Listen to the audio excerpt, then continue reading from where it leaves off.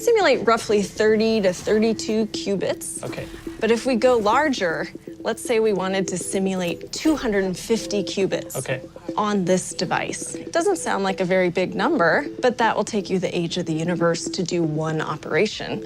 Let's say we want to understand, how do the electrons configure in a hydrogen gas, right, in that structure. We're gonna run the chemistry solution. And there's a lot of numbers flying by. This simulator mimics a quantum computer, only much slower. A real quantum computer will be able to solve some of the most complex science and engineering problems almost instantaneously, effectively condensing years worth of manual laboratory testing to just a few moments.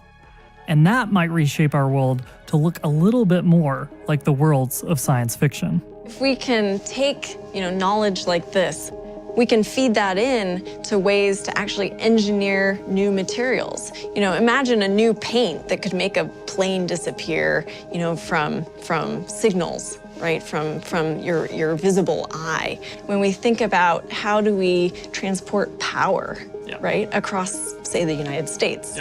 Phoenix is really sunny a lot of the time. I live in Seattle, not so sunny a lot of the time.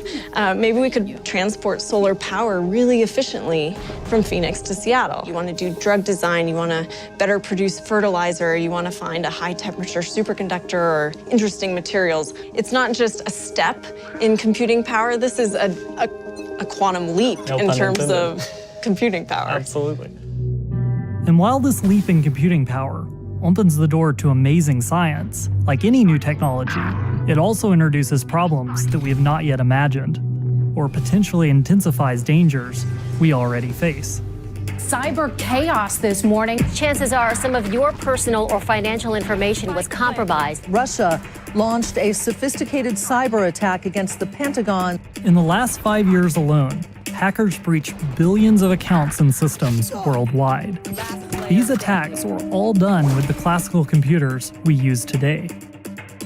Because of a quantum computer's speed and power, there are no current security methods we employ that could fully protect our banks, identities, and even our infrastructure. The irony is that a country widely accused of hacking intellectual property is now leading the world in creating its own impenetrable quantum technology for cybersecurity.